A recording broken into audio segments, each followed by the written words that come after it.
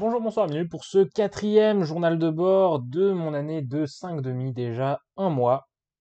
Voilà, nous sommes le dimanche 25 septembre, il est 16h05 et aujourd'hui on va parler un peu de comment réussir en maths, comment avoir des bons résultats en maths en prépa. Voilà, on va continuer dans cette lancée de je vous donne des conseils sur comment réussir. Donc la semaine dernière c'était comment réussir l'école, la semaine d'avant c'était comment réussir ses DS. Et cette année, on va parler un peu de comment réussir à bien performer en maths en prépa. Mais avant ça, on va parler un peu de ce qui s'est passé cette semaine, voilà. Puisque donc cette semaine, c'était une semaine où je me suis surtout dédié à la révision des maths. Voilà, j'ai continué, j'ai bien taffé, même si là j'arrivais dans des trucs un peu durs, parce que j'étais arrivé dans mon bouquin tout ce qui est problème et sujet d'études, donc c'était un peu plus massif, on va dire. Bref, et sinon, voilà, il y a eu des autres matières, il y a eu le français, je vais pas en développer plus que ça, il n'y a pas grand-chose à dire. L'anglais, pareil, pas grand-chose à dire, si ce n'est que voilà, on fait des tests de vocabulaire tous les jeudis. Voilà, donc c'est vraiment fantastique. Quoi d'autre? L'informatique, ça avance bien, c'était un petit TP cette semaine, rien de bien compliqué, même s'il faut quand même se remettre un peu dans le truc du OCaml. Mais par contre, je suis content parce que j'ai plutôt bien avancé sur mon TIPE. Voilà, j'ai trouvé, parce que du coup, je dois refaire un TIP en entier. Et donc, j'avais déjà trouvé le sujet qui allait m'intéresser. Et donc, en l'occurrence, j'ai commencé à me renseigner sur les algorithmes que je vais utiliser pour mon programme, puisque je fais encore un TIPE vraiment centré sur l'informatique. En l'occurrence, là, il est quasiment centré exclusivement sur l'informatique. L'année dernière, ça débordait un peu sur d'autres trucs. Et voilà. Quoi d'autre? Il y a aussi eu du coup mes premières calls, voilà, puisque l'école avait pris du retard parce qu'il y avait des problèmes administratifs, je sais pas trop quoi. Bref, première call, notamment donc call d'anglais vendredi, voilà, qui s'est plutôt bien passé. Et par contre, la colle de maths, c'était un peu drôle parce que du coup, en anglais, pour la colle d'anglais, c'était une colle normale parce que c'est un nouveau prof, etc. Mais en colle de maths, bah, c'était un colleur que je connaissais déjà, qui m'avait déjà vu l'année dernière, donc qui m'a reconnu, qui m'a bien dit que d'ailleurs il me reconnaissait. Il m'a dit bah du coup comme je vous connais déjà, je vous donne un exercice difficile. Voilà. Ce qui fait que parce que du coup on n'a pas fait de questions courtes parce que comme c'est encore enfin c'est le programme du début, il n'y a pas vraiment grand chose d'intéressant en termes de cours, donc directement des exos. Ce qui fait qu'il a décidé de me donner un exercice dur. Du coup, bah, j'ai fait cet exercice dur. En l'occurrence, il n'était pas si dur que ça une fois qu'on avait la solution, comme beaucoup d'exercices finalement. Mais voilà, j'ai quand même réussi à le faire, donc j'étais content. Euh, et du coup, à la fin, j'ai pu lui demander notamment bah, cet exercice difficile, à quel point il était difficile dans son catalogue d'exercices. Voilà. Et lui, il m'a répondu vraiment très simplement, oh bah ça, je l'ai trouvé sur une banque d'exercices de l'X. Voilà. Donc il a dit ça, il est tout content. Moi, je suis parti parce que lui, il avait d'autres calls, donc il y avait d'autres élèves qui arrivaient. Mais donc voilà, ça faisait un peu bizarre du coup pour le premier exercice de maths de colle de l'année d'arriver sur un truc de l'X. Même si au final du coup je suis content parce que je l'ai fini et j'ai réussi à montrer correctement le truc qu'il fallait montrer. Donc c'est cool, t'imagines. Et puis voilà. Donc ça c'était pour cette colle et pas grand chose d'autre à dire sur ce qui s'est passé cette semaine. Il y avait un DS de maths ce samedi. DS de maths qui était par contre cette fois c'était un 4 heures parce que le premier il durait 3 heures. Et donc non seulement c'était un 4 heures mais aussi le sujet était beaucoup plus long, quasiment 2 fois plus long je crois. Puisque c'était un problème avec 5 parties et 2 exercices. Donc c'est pas pour autant que c'était extrêmement dur, hein, les 2 exercices, je les ai fait sans trop de problèmes et le problème, bah, j'ai plutôt tout fait en fait. Juste, j'ai dû sauter au total 2-3 questions sur la totalité du problème, enfin la totalité du DS, donc on verra bien ce que ça donne. Mais voilà, c'était pas non plus impossible. Et je suis content de retrouver un peu ce rush. Peut-être pour certains, vous voyez de quoi je parle, d'autres ne verront pas, mais cette espèce d'adrénaline que vous avez quand vous êtes en fin de devoir, que vous devez vous dépêcher d'écrire les trucs, vous ressortez, vous avez vraiment l'adrénaline. C'est une sensation assez cool qui m'avait manqué. Voilà. Donc ça faisait du bien de retrouver ça. Et maintenant que j'ai tout dit sur ce qui s'est passé cette semaine, on va pouvoir rentrer dans le sujet principal de cette vidéo, à savoir comment réussir à performer en maths, comment avoir des bonnes notes en maths, comment bien comprendre les maths en prépa. Voilà, surtout à destination, comme d'habitude, des MP, MP, MPSI, PCSI, PC, Psy et autres filières dans lesquelles il y a des maths globalement. Voilà. Donc, ce qu'il faut bien comprendre, si vous entrez en première année, vous avez déjà dû le remarquer, c'est que il y a quelque chose qui vous a peut-être choqué, c'est que les maths en prépa, c'est très différent des maths de lycée, dans le sens où les maths de lycée, c'est surtout, par exemple, faire des calculs, c'est-à-dire on va demander, je sais pas, par exemple, si vous avez fait le chapitre des dérivés au lycée, après, on va vous faire dériver 15 fonctions. Voilà, vous allez dériver vos 15 fonctions pour dire que, je sais pas, elles sont croissantes, décroissantes, on s'en fout. Mais bref, vous allez faire ça sur vos 15 fonctions. Globalement, d'un exercice à l'autre, ça va pas vraiment changer, hein. Ce qui change, c'est vraiment un peu les valeurs numériques. C'est-à-dire que au lieu de dériver, je sais pas, 3x carré plus 2, on va vous faire dériver 4x moins 3. Voilà, bien sûr, j'exagère un peu, mais vous avez l'idée. Alors qu'en prépa, déjà pour les exercices, si vous faites par exemple un chapitre où vous parlez de la dérivation, vous allez faire votre chapitre, vous allez faire 3 exemples sur comment dériver, et après, allez, vous allez avoir 2 exercices où on va vous demander de dériver des fonctions, et après c'est fini en fait. On vous demande plus juste de dériver des fonctions. Ce qui se passe, c'est que maintenant que vous savez ce point de cours, on va vous demander de montrer des résultats qui sont rattachés à ce point de cours. C'est comme ça en fait, on se sert de ce que vous avez fait en cours pour construire d'autres choses. Notamment, c'est surtout ça qui change, puisque du coup, là où au lycée, votre cours, vous l'utilisez tout simplement pour résoudre des exercices, là, vous utilisez votre cours pour montrer d'autres résultats. Donc c'est vraiment ça qui va séparer les deux choses.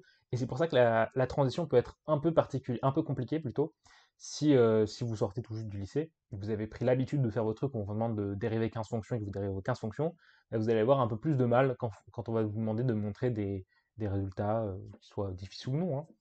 Mais voilà. Et donc pour faire ça, il n'y a pas 36 000 manières de réussir à rentrer dans la marche. Ce qu'il faut faire, c'est dès le départ, bien sûr, on n'y coupe pas, je l'ai répété sur les 2 dernières vidéos, apprendre votre cours est une nécessité, vous ne pouvez pas passer à côté de ça. C'est-à-dire, cette fois, je vais être un peu plus modéré. Euh, C'est-à-dire que il faut que vous appreniez votre cours. C'est-à-dire que vous devez connaître, en gros, les théorèmes majeurs, les propriétés majeures qui rentrent en jeu, et comprendre comment on monte ces résultats, c'est-à-dire les mécaniques essentielles qui sont derrière la démonstration de ces résultats. Euh, j'ai pas de résultats en tête, mais parce que je sais pas ce qu'on fait, je me souviens plus vraiment de ce qu'on fait en début de première année. Mais si, par exemple, si on vous fait montrer le binôme de Newton, voilà, on vous a fait montrer ça, votre premier cours, vous avez appris le binôme de Newton en maths. Ce qu'il faut retenir, c'est pas comment on fait la démonstration à chaque étape. Ce qu'il faut retenir, c'est essentiellement, ça va se faire sur une récurrence. On va peut-être utiliser la formule de Pascal pour les coefficients binomiaux. Et puis c'est tout. Il faut juste se souvenir de ça. Après, vous savez que vous faites vos sommes. Éventuellement, vous devez faire des changements d'indice, ce genre de choses. Mais ça, c'est des technicalités qui ne sont pas vraiment importantes. Ce qui est surtout important, c'est de comprendre les mécaniques qui rentrent en jeu dans les démonstrations. Comme ça, déjà, qu'est-ce que ça va vous permettre? Ça va vous permettre en cours, en colle, ça vous permettra de réussir plus facilement à faire vos démonstrations, puisque du coup, on va vous dire de montrer un résultat. Vous vous souviendrez, euh, je l'espère en tout cas, de la mécanique principale derrière ce résultat et vous réussirez à le redémontrer. Et en devoir, que ce soit en TD ou en DS, ça va aussi vous aider. Pourquoi? Parce que grossièrement, on peut séparer les exercices en 2 catégories en mathématiques. Il y a l'exercice facile et les exercices difficiles. Voilà, c'est une séparation un peu évidente, mais voilà. Et ce qui va vraiment séparer vos exercices faciles de vos exercices difficiles, c'est qu'en général, les exercices faciles, ça va plus ou moins, d'une manière ou d'une autre, reposer sur l'application de certains théorèmes. Par exemple, vous allez avoir un exercice qui va être fait pour vous obliger à utiliser le théorème des valeurs intermédiaires. Et donc, en général, ces exercices sont plus faciles puisque une fois que vous avez repéré le théorème à utiliser, il vous suffit juste de vérifier qu'on a bien les hypothèses, dire on a telle hypothèse, donc je peux appliquer le théorème, donc j'ai le résultat. Éventuellement, il faut enchaîner 2-3 théorèmes, 2-3 propriétés, mais voilà, ça tourne toujours plus ou moins autour de l'application de résultats que vous connaissez. Donc en l'occurrence, pour ces exercices-là, si vous connaissez votre cours, si vous l'avez appris, si vous vous souvenez des mécaniques principales derrière la démonstration de chaque théorème et l'idée derrière chaque théorème, à quoi il sert, du coup, quand vous allez vous retrouver devant votre exercice, vous allez voir que cet exercice, en fait, il vous paraît un peu familier, c'est-à-dire que vous commencez à vous dire que peut-être il parle de choses que vous connaissez, je sais pas, si on vous demande de montrer que votre fonction, elle s'annule sur l'intérieur d'un intervalle, Vous allez peut-être commencer à vous dire que oui, ça va être autour du théorème des valeurs intermédiaires, parce que là, c'est un cadre où il s'applique bien, etc. Vous voyez un peu ce genre de choses. Là, c'est facile, vous appliquez votre théorème, c'est fini. Les exercices difficiles, et plus difficiles et moyens, eux, ils vont se dissocier avec autre chose, c'est-à-dire que, en fait, pour cet exercice-là, si vous voulez, dans la tête de la personne qui a écrit l'exercice, vous savez déjà appliquer vos théorèmes, vous connaissez déjà votre cours. Maintenant, ce que l'exercice va essayer de vous faire faire, c'est de un peu vous pousser dans vos retranchements, ou plutôt que utiliser des théorèmes, on va réutiliser des méthodes de raisonnement que vous avez vues dans votre cours. Et c'est-à-dire que ces exercices vont en général vous faire montrer, la plupart du temps, l'exercice difficile, c'est montrer un résultat, alors connu entre gros guillemets, un résultat qui a un nom en tout cas, ou un théorème qui a un nom, ou une propriété qui a un nom, etc., que vous n'avez pas vu dans votre cours. Et pour faire ça, on va plus ou moins vous guider, mais la plupart du temps, ce seront des résultats pour lesquels vous ne pourrez pas utiliser vos théorèmes pour les montrer, parce qu'en général, c'est des cas particuliers ou alors des généralisations de certains théorèmes de votre cours. Et donc, pour montrer ces résultats, ben, vous n'avez pas le choix. La plupart du temps, ça vous demande de repasser aux définitions et de refaire des démonstrations entières pour montrer un résultat. Et donc, c'est là que c'est utile de savoir démontrer les résultats de son cours, parce que du coup, ben, si vous vous souvenez de comment vous avez démontré les choses de votre cours, vous connaissez les principales méthodes de démonstration, et vous allez pouvoir les ajuster pour réussir à montrer le résultat. Par exemple, je sais pas si j'ai vraiment pas d'idée qui me viennent en tête, mais par exemple, vous allez vous souvenir que, je sais pas, vous avez voilà, un truc classique, c'est vous découpez votre segment, vous le découpez, vous faites une subdivision de votre segment en plein de petits sous-segments. Et ben ça, c'est une technique relativement classique pour montrer certains résultats. Par exemple, si vous avez des fonctions uniformément continues, ce genre de choses, je ne vais pas rentrer dans les détails, mais par exemple, si vous manipulez des fonctions qui sont uniformément continues, c'est très utile parfois de découper votre segment, votre intervalle en plein de sous-segments sur lesquels vous allez pouvoir utiliser vos propriétés et vos définitions. Donc c'est quelque chose qui n'est pas forcément évident à première vue, mais si vous vous souvenez de comment vous avez fait pour démontrer certains résultats, vous allez essayer de refaire ces démonstrations en les ajustant. Donc vous allez commencer en divisant votre segment en plein de sous-segments, puis après vous allez voir que vous allez pouvoir réutiliser un peu l'idée que vous avez fait pour montrer un théorème, votre théorème 3-4, voilà, vous vous souvenez que vous avez utilisé telle méthode, et vous allez la réappliquer sur chacun de ces sous-segments. Du coup, ça va vous donner un résultat sur chacun de ces sous-segments. Puis vous allez dire qu'il est vrai sur chacun de ces sous-segments, donc il est vrai sur tout l'intervalle, ce genre de choses. Et donc c'est pour ça que ces exercices-là, ces exercices difficiles sont plus difficiles, c'est parce que ils ne se contentent pas de vous demander d'appliquer les théorèmes du cours ou les propriétés du cours d'une manière un peu intelligente. Ils vous demandent de réutiliser directement les démonstrations de ces théorèmes de manière un peu intelligente. Et donc c'est là vraiment que les choses peuvent devenir un peu corsées. Et donc, le but, c'est quand même de réussir à faire ces exercices difficiles. Si vous savez faire les exercices faciles, c'est bien. Faire savoir les exercices difficiles, c'est mieux, parce que ça rapporte plus de points au concours. Et qu'en général, les concours les plus durs ont des exercices difficiles. Et ben pour réussir à faire cet exercice, il n'y a pas 36 000 solutions. C'est un peu comme pour réussir vos DS. Il faut savoir faire son TD. Et donc, il faut passer du temps à essayer de redémontrer des résultats du cours, passer du temps à refaire vos exercices de TD, notamment si vous voyez qu'il y a un exercice que vous n'avez pas réussi, eh ben, vous écoutez le jour de la correction, et après vous essayez de le refaire, et éventuellement, si vous faites ça juste après avoir revu votre correction, vous allez plutôt facilement réussir votre exercice, puisque vous avez la correction soit en face de vous, soit vous l'avez vu il y a 5 minutes. Mais si vous revenez une semaine plus tard, admettons, sur cet exercice, bah, vous n'allez plus vraiment vous souvenir de la correction exacte, et du coup, vous êtes obligé de réfléchir pour refaire cet exercice. Et c'est là vraiment que vous allez faire des progrès. Les progrès en mathématiques sont très lents à venir. C'est un peu ce qui est dommage. C'est que ça demande voilà, de refaire ces exercices régulièrement. Une fois en fait qu'on ne se souvient plus de la. En fait, une méthode générale, c'est quand vous énoncez un résultat, un théorème, une propriété, un truc, est-ce que vous savez le redémontrer à peu près de tête, ou vous vous souvenez de l'idée? Si oui, ok. Sinon, vous essayez de le refaire. Et en faisant ça lentement mais sûrement, vous allez commencer à choper des habitudes très utiles. Vous allez connaître les principales méthodes de démonstration. C'est pas quelque chose qui vient du jour au lendemain. C'est vraiment petit à petit, et peut-être que dans 6 mois, vous serez devant un exercice difficile, Et vous vous rappellerez, pour une raison inconnue, ça vous rappellera un autre exercice très difficile, mais justement, lui, vous l'avez fait il y a 3 mois, et vous avez réussi à le faire, vous l'avez fait plusieurs fois, etc.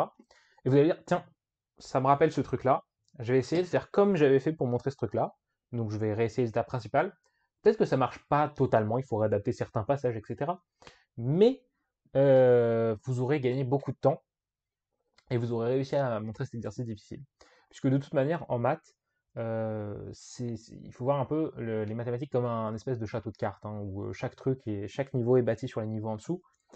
Et donc, si vous avez pris l'habitude pendant plusieurs semaines de faire les niveaux inférieurs, les niveaux un peu évidents, bah, petit à petit, vous allez pouvoir monter dans les niveaux, monter dans les niveaux. Et c'est comme ça qu'en théorie, après vos 2 ans de prépa, vous êtes censé être capable de faire des exercices très durs, ou tout du moins au concours les plus difficiles. C'est comme ça qu'il y a des gens qui réussissent ces exercices. C'est parce qu'ils ont fait de manière acharnée des exercices qui étaient peut-être plus faciles, mais qui leur ont permis d'acquérir toutes les petites méthodes de raisonnement, les petites astuces, les petits trucs qui vous permettent après de réussir plus facilement. Je pense notamment après quand vous passerez les concours, par exemple, un truc que je dis souvent sur le concours des mines, je prends ce concours comme exemple, c'est que c'est un truc où les exercices, c'est plutôt des exercices à astuces. Et donc c'est là que l'expérience que vous avez accumulée pendant 2 ans devient très utile. Parce que du coup, si vous connaissez les astuces, vous gagnez beaucoup de temps, et gagner beaucoup de temps, ça revient à gagner beaucoup de points. Donc voilà, pour les mathématiques, globalement, la méthode d'apprentissage ne change pas beaucoup de ce que j'ai dit avant, si ce n'est que dans l'absolu, il ne faut pas non plus perdre du temps. C'est-à-dire que si vous, admettons, faites un cours, je sais pas, vous êtes en plein sur les polynômes, voilà. Si vous faites votre cours pendant une semaine sur les polynômes, si à la fin, vous voyez, vous n'avez pas eu le temps de totalement maîtriser le chapitre, mais que vous commencez déjà le chapitre, je sais pas, sur les complexes par exemple, bah, il faut savoir des fois ne pas rester acharné et ne pas rester sur ce chapitre des polynômes, parce que vous avez le chapitre des complexes qui arrive juste après, et donc il faut pouvoir accepter un peu des fois lâcher prise sur les trucs qu'on ne maîtrise pas totalement, pour ne pas accumuler du retard, parce que sinon vous allez accumuler du retard sur votre chapitre des complexes. Du coup, une fois que vous aurez fini les polynômes, ben, vous n'aurez pas fini les complexes, sauf que vous aurez déjà commencé à attaquer un autre chapitre, donc vous essaierez peut-être de finir les complexes, sauf que du coup, après l'autre chapitre, vous n'aurez pas le temps de le finir, etc. Et comme ça va très vite faire un effet boule de neige où à la fin vous aurez 2-3 chapitres de retard. Donc il faut savoir un peu laisser prise et vous dire que de toute façon, une fois que les vacances arrivent, vous pourrez revenir sur tous les petits trucs techniques que vous n'avez pas eu le temps de faire sur votre chapitre des polynômes. Vous pourrez revenir refaire un passage et les prendre. Puisque pendant vos vacances, bah, il n'y a pas de cours à apprendre, il n'y a pas de nouveaux chapitres qui arrivent, de nouveaux DM à rendre, etc. Vous avez 2 semaines pendant lesquelles vous pouvez vous reposer, première chose, et revoir les trucs que vous n'avez pas eu le temps de voir correctement. Et donc voilà. Mais je ferai une vidéo dédiée sur les vacances, qu'est-ce qu'il faut faire pendant les vacances, comment s'organiser, etc. Je ferai une vidéo lorsque le temps viendra, c'est-à-dire lorsqu'on sera bientôt aux vacances. Et voilà. Sur ce, j'espère que cette vidéo vous aura été utile. Vous connaissez la routine si vous voulez partager à certains de vos camarades pour savoir comment réussir en maths. Si vous voulez laisser un pouce bleu, si vous voulez vous abonner, etc. pour ne pas rater les prochaines vidéos. Vous connaissez la routine, vous êtes grand. Sur ce, c'était Adam. Je vous souhaite une bonne soirée, une bonne après-midi, une bonne journée et je vous donne rendez-vous la semaine prochaine pour le prochain journal de bord. Ciao tout le monde!